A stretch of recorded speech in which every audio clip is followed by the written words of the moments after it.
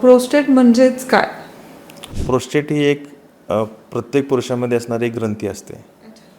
ती ग्रंथी जी असते ती आपल्या मूत्राशय म्हणजे युरिनरी ब्लॅडरच्या खाली असते. ती आपल्या प्रत्येक पुरुषामध्ये जे वीर्य बाहेर पडत असतं त्याच्यामध्ये हेल्प करण्यासाठी, स्पर्म कॅरी करण्यासाठी जे वीर्य असतं ते त्यामध्ये हेल्प करत असते. याच्या सुरुवातीची लक्षणं कोणती असतात? सुरुवातीला प्रोस्टेट ज्यावेळेस वाढते त्यावेळेस लघवीला अडथळा निर्माण होऊ शकतो. वारंवार लघवीला जाणं, थेंब थेंब लघवी होणं किंवा लघवी करताना ताण द्यावं लागणं, म्हणजे हे बरीचशी लक्षणं आपल्याला सुरुवातीला आढळतात. डॉक्टर, प्रोस्टेट आणि कॅन्सर यामध्ये काय फरक आहे? म्हणजे प्रोस्टेट ह्याच्यामध्ये पण दोन प्रकार आहेत. एक बिनाइन एनलार्जमेंट ऑफ प्रोस्टेट म्हणजे वयानुसार वाढणारी जी प्रोस्टेट आहे त्याला आपण BPH म्हणतो.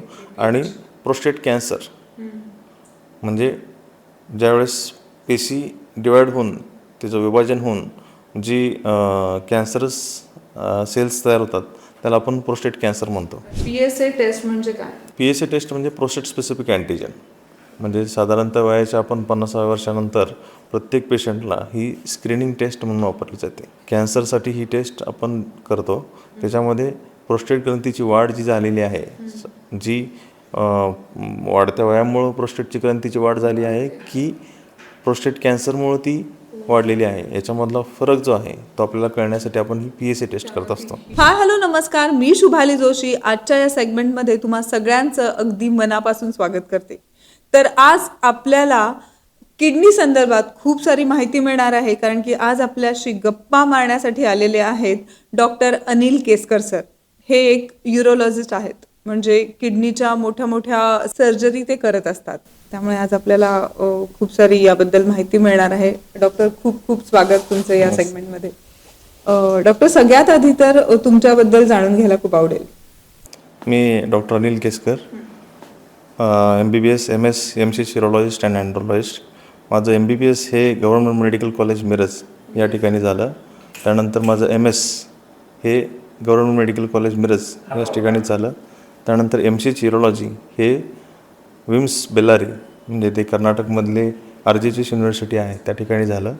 आणि त्यानंतर किडनीच्या संदर्भात एंडोयुरोलॉजी म्हणून एक फेलोशिप असते, ती fellowship me Preeti urology and kidney hospital Hyderabad या ठिकाणी केली. तर त्यानंतर मी विघ्नार्थ सुपर स्पेशालिटी हॉस्पिटल हे केशवनगर मुंडवा पुणे या ठिकाणी सुरू केलं. त्याच्यामध्ये युरोलॉजी डिपार्टमेंट आहे. त्याच्यामध्ये आम्ही वेगवेगळ्या प्रकारच्या शस्त्रक्रिया म्हणजे ॲडव्हान्स टेक्नॉलॉजी वापरून किडनी स्टोनच्या सर्जरी करतो, प्रोस्टेटच्या सर्जरी करतो. तर हे NEB चॅक्रेटेड हॉस्पिटल आहे. तर त्याच्यामध्ये हे मॉड्युलर ऑपरेशन थिएटर, जे ॲडव्हान्स लेझर या ठिकाणी आम्ही उपलब्ध केलेलं आहे. तर आज आपण बोलणार आहोत प्रोस्टेट विषयी. तर डॉक्टर, प्रोस्टेट म्हणजेच काय? प्रोस्टेट ही एक प्रत्येक पुरुषामध्ये असणारी एक ग्रंथी असते. ती ग्रंथी जी असते ती आपल्या मूत्राशय म्हणजे युरिनरी ब्लॅडरच्या खाली असते. ती आपल्या प्रत्येक पुरुषामध्ये जे वीर्य बाहेर पडत असतं त्याच्यामध्ये हेल्प करण्यासाठी, स्पर्म कॅरी करण्यासाठी जे वीर्य असतं ते त्यामध्ये हेल्प करत असते. जनरली प्रोस्टेटचा आकार हा 15 ते 20 ग्रॅम असतो. परंतु जसं वय वाढेल तसं तसं ती त्या प्रोस्टेटच्या ग्रंथीमध्ये वाढत होत असते. आणि ती वयाच्या 50 वर्षांनंतर ती वाढत जात असते. आणि त्याच्यामुळं प्रोस्टेटची जी समस्या आहे म्हणजे बिनाइन एनलार्जमेंट ऑफ प्रोस्टेट आपण त्या प्रोस्टेटच्या वाढण्याच्या ज्या प्रक्रिया आहे त्याला म्हणत असतो. त्यानंतर मग ते प्रोस्टेटचे जे लक्षणं असतात ते आपल्याला मिळत असतात. काही लोकांमध्ये त्याची लक्षणं दिसतात, काही लोकांमध्ये लक्षणं दिसत नाहीत. तर ते आत्ता आपण प्रत्येक पर्सनमध्ये ते मिळेलच असं सांगता येत नाही. तर डॉक्टर, मग याच्या सुरुवातीची लक्षणं कोणती असतात? सुरुवातीला प्रोस्टेट ज्यावेळेस वाढते त्यावेळेस लघवीला अडथळा निर्माण होऊ शकतो. लघवी थांबून थांबून येते. कधी कधी लघवीला रात्री जास्त वेळा जावं लागतं. 2पेक्षा जास्त वेळा जावं लागत असेल तर आपण त्याला नॉक्च्युरिया म्हणतो. म्हणजे अशा वेळी प्रोस्टेटची सुरुवातीची ही लक्षणं आहेत. वारंवार लघवीला जाणं, थेंब थेंब लघवी होणं किंवा लघवी करताना ताण द्यावं लागणं, म्हणजे हे बरीचशी लक्षणं आपल्याला सुरुवातीला आढळतात. कोणत्या वयानंतर ही समस्या आपल्याला जास्त दिसत असते? साधारणपणे वयाच्या 50व्या वर्षापासून ही प्रोस्टेटची वाढ होत असते. तर त्यानंतर ती जी लक्षणे जी आहेत त्या व्यक्तीमध्ये त्या वयाच्या 50 वर्षानंतर आपल्याला दिसत असतात. 50व्या वर्षानंतर मग ते कधी 65 वर्षाला दिसतात, कधी काही लोकांमध्ये 70 वर्षापर्यंत दिसतात. ओके, तर असं फिक्स असं वेज नाही की ते त्यामध्येच पर्सनला दिसायला पाहिजे. काही लोकांना वयाच्या 80 वर्षापर्यंत काही त्रास होत नाही, परंतु प्रोस्टेट वाढलेली असते, परंतु काही लोकांना त्याचा त्रास जाणवतो, काही लोकांना जाणवत नाही. म्हणजे असं काही जनरली रूल नाही की तो 55 वर्षानंतर दिसायला पाहिजे किंवा 50 वर्षानंतर दिसायला पाहिजे. डॉक्टर, प्रोस्टेट आणि कॅन्सर यामध्ये काय फरक आहे? म्हणजे प्रोस्टेट ह्याच्यामध्ये पण दोन प्रकार आहेत. एक बिनाइन एनलार्जमेंट ऑफ प्रोस्टेट, म्हणजे वयानुसार वाढणारी जी प्रोस्टेट आहे त्याला आपण BPH म्हणतो, आणि प्रोस्टेट कॅन्सर म्हणजे ज्यावेळेस पेशी डिवाईड होऊन त्याचं विभाजन होऊन जी कॅन्सरस सेल्स तयार होतात त्याला आपण प्रोस्टेट कॅन्सर म्हणतो. ते डिवाइड होतात. हां, कॅन्सर सेल्स डिवाईड होतात बऱ्याचशा ठिकाणी त्याच्यामध्ये, पण एनलार्जमेंट ऑफ प्रोस्टेट आणि BPH मध्ये पेशी जे आहेत ते विभाजन होतात, ह्याच्यामध्ये पेशी विभाजन होत नाहीत.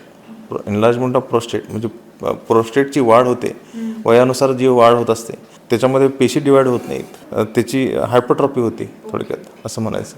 त्याची लक्षणं सेम आहेत, परंतु त्याचे जे निदान आहे आणि ट्रीटमेंट आहे ते त्याच्यामध्ये फार फरक आहे. मग याचं जे निदान आहे त्यांचं अनेक वेळा सांगितलं की आता तुम्हाला ऑपरेशनच करावं लागेल, तर मग ही योग्य नाही, असं नाही आहे काही. ज्यावेळेस प्रोस्टेटची वाढ होत असते त्यावेळी पेशंटला सिम्पटम्स दिसून येतात, म्हणजे पेशंटला त्रास होतो, त्यावेळी ते माइल्ड फॉर्ममध्ये असू शकतात.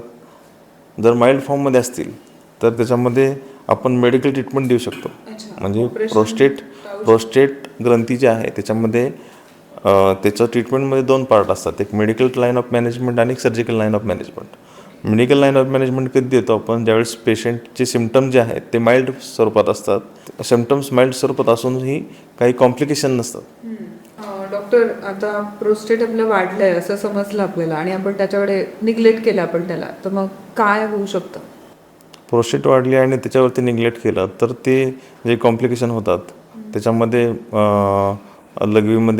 लघवीला जी पिशवी असते त्याला आपण ब्लॅडर म्हणतो, त्याच्यावरती ताण येतो आणि जी वॉल असते ब्लॅडरची ती थिक होते, म्हणजे ती जाड होते.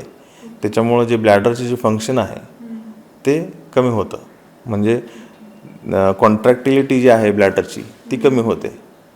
म्हणजे मग त्यानंतर आपण प्रोस्टेट काढलं, समजा प्रोस्टेटचं ऑपरेशन केलं किंवा प्रोस्टेटच्या टॅबलेट चालू केल्या, तरी पण ते फंक्शन कमी असल्यामुळं, जी कॉन्ट्रॅक्टिलिटी कमी असल्यामुळं जी प्रेशर यायला पाहिजे ते येत नाही.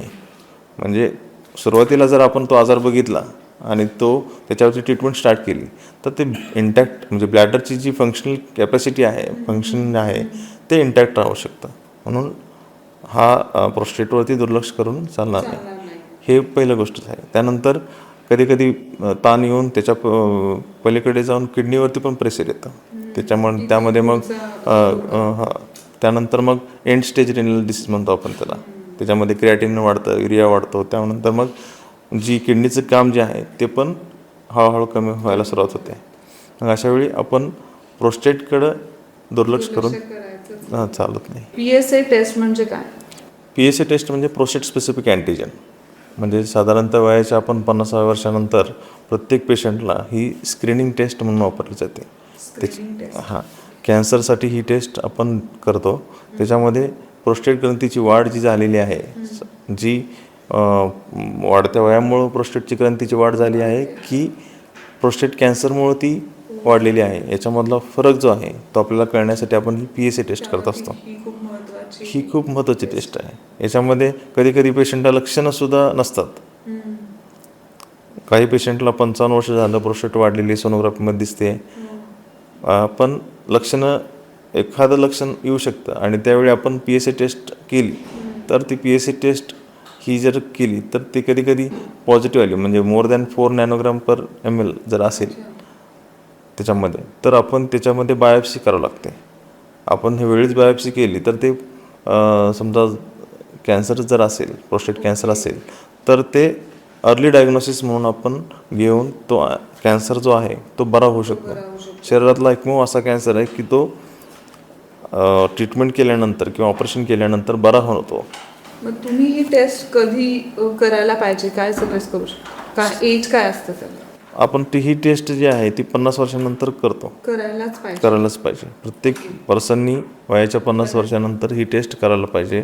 ही टेस्ट जी आहे ती स्क्रीनिंग टेस्ट आहे, म्हणून प्रत्येक वयाच्या 50 वर्षानंतर ही टेस्ट आपण केली पाहिजे.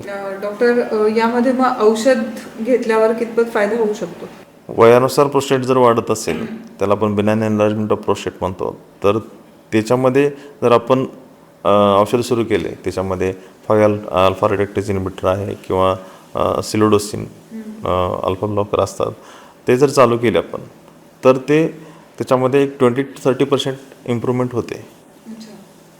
परंतु कॉम्प्लिकेशन असतील, समजा काही आता मी सांगितले की जे कॉम्प्लिकेशन्स असतात प्रोस्टेटमुळे जाणारे, ब्लॅडरला प्रेशर येते किंवा ताण येतो, किडनीला प्रेशर येत असते, त्यावेळी ही ट्रीटमेंट करून उपयोगाचं नाही आहे. जरी इम्प्रूव्हमेंट होत असेल तरी आपल्याला ती लवकरात लवकर जो प्रेशर आहे तो काढणं गरजेचं असतं. त्यामुळं अशा वेळी आपण स्ट्रेट अवे सर्जरीसाठी जातो, ऑपरेशन करावं लागतं अशा वेळी. कारण ट्रीटमेंट ही आपण मेडिकल ट्रीटमेंट ही आहे ती इम्प्रूव्हमेंट होते, पण त्याला ट्रीटमेंट होण्यासाठी जो वेळ लागतो आणि ती कॉम्प्लिकेशन्स असतील तर आपण ते कॉम्प्लिकेशन पण ट्रीटमेंट करावं लागतं आपल्याला, आणि त्याचबरोबर आपल्याला प्रोस्टेटचं पण ट्रीटमेंट करावं लागतं. Surgery is the best option, म्हणजे इमिडिएटली आपल्याला ते रिलीफ होऊन जातं.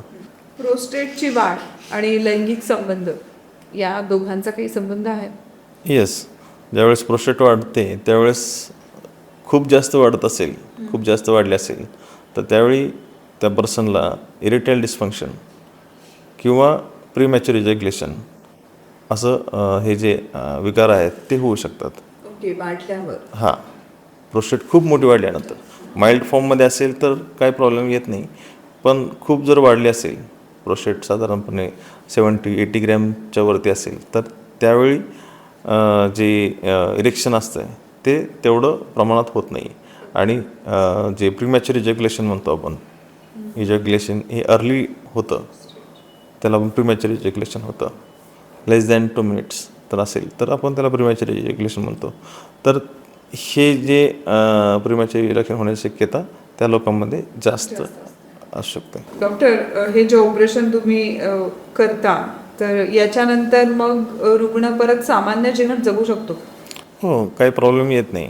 ऑपरेशन म्हणजे हे याच्यामध्ये पण ऑपरेशनचे प्रकार असतात. एक TURP असते, ट्रान्सयुरेथ्रल रिसेक्शन ऑफ प्रोस्टेट. याच्यामध्ये काय होतं, आपण शरीराला कोणत्याही प्रकारचा टाका टाकत नाही, कोणत्याही प्रकारचा रक्तस्राव म्हणजे जो वरून टाका टाकल्यानंतर होतो तो होत नाही, म्हणजे व्रण नसतो याच्यामध्ये. आपण एंडोस्कोपिक हे ऑपरेशन करतो, म्हणजे ब्लिडिंग होऊ शकतं पण खूप जास्त प्रमाणात होत नाही. तर याच्यामध्ये ज्यावेळेस आपण ऑपरेशन करतो त्यानंतर आपण पेशंटला कॅथेटर ठेवतो, ते 3 दिवसापर्यंत आपण 3 ते 4 दिवसापर्यंत कॅथेटर ठेवतो. त्यानंतर कॅथेटर काढतो, त्यावेळेस युरिनला आपण युरोफ्लोमेट्री म्हणून एक टेस्ट असते ती करतो. त्यानंतर आपण पेशंटला डिस्चार्ज करतो. घरी गेल्यानंतर मात्र पेशंटने एक साधारणतः 3 महिन्यापर्यंत कोणतंही वजन उचलता कामा नये. म्हणजे जे काही जे प्रेशर दिल्यानंतर जे कधी ब्लिडिंग होऊ शकतं, कधी आपण प्रेशर देतो, युरिन करताना पण कधी प्रेशर होतं, कधी टॉयलेटला गेल्यानंतर पण प्रेशर द्यावं लागतं. तर अशा वेळी प्रेशर न देता, प्रेशर दिलं नाही पाहिजे. तर मित्रांनो, आज आपण प्रोस्टेट याबद्दल इन डिटेल चर्चा डॉक्टरांबरोबर केली आहे, आणि यातून आपल्याला बरंचसं मार्गदर्शन अगदी सोप्या भाषेत मिळालं आहे.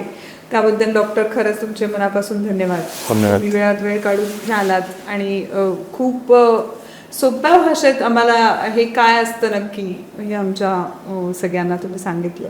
थँक्यू. विघ्नार्था सुपर स्पेशालिटी हॉस्पिटल हे केशवनगर मांजरी या ठिकाणी NABH accredited हॉस्पिटल आहे. तर या हॉस्पिटलमध्ये युरोलॉजी, गायनेकोलॉजी, मेडिसिन, रेडिओलॉजी असे वेगवेगळे डिपार्टमेंट आहेत. तर याच्यामध्ये युरोलॉजीमध्ये मी स्वतः डॉक्टर अनिल केसकर या ठिकाणी ॲडव्हान्स लेझर सर्जरी करतो. त्याच्यामध्ये RIRS सर्जरी जी आहे त्याच्यामध्ये आपण ॲडव्हान्स टेक्नॉलॉजी वापरून सर्जरी करत असतो. ही जी प्रोसिजर आहे ती त्या प्रोसिजरमध्ये आपण युरेथ्रामधून म्हणजे लघवीच्या मार्गामधूनच जातो. आपलं दुर्बीण जात असते. त्यामध्ये शरीरावरती कुठेही टाका टाकला जात नाही, कुठेही रक्तस्राव होत नाही.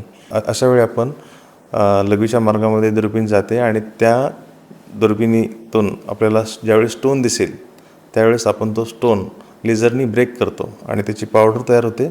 ती पावडर आपण त्या मूत्रमार्गातूनच काढत असतो आणि त्या ठिकाणी स्टेंट टाकतो, डीजे स्टेंट. डीजे स्टेंटबद्दल याच्या अगोदरही मी व्हिडिओ तयार केलेला आहे.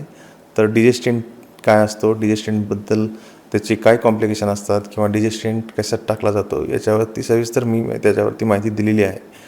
तर ही जी RIRS प्रोसिजर आहे ही पेनलेस प्रोसिजर आहे. त्याच्यामध्ये 1 डे प्रोसिजर आहे. त्याच्यामध्ये आपण एका दिवसामध्ये पेशंटला डिस्चार्ज करून पेशंटला 14 डेज झाल्यानंतर मग परत स्टेंट आपण काढला जातो. तर ही जी प्रोसिजर ॲडव्हान्स टेक्नॉलॉजी आहे ती आपल्या विघ्नार्था सुपर स्पेशालिटी हॉस्पिटल या ठिकाणी उपलब्ध आहे.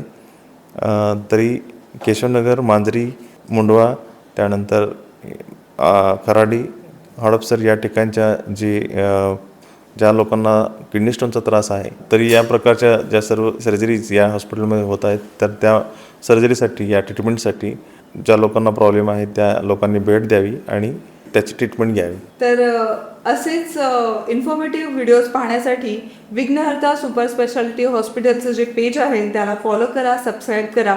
तिथे तुम्हाला नक्कीच खूप छान माहिती, तुमच्या महत्त्वाची माहिती मिळू शकेल.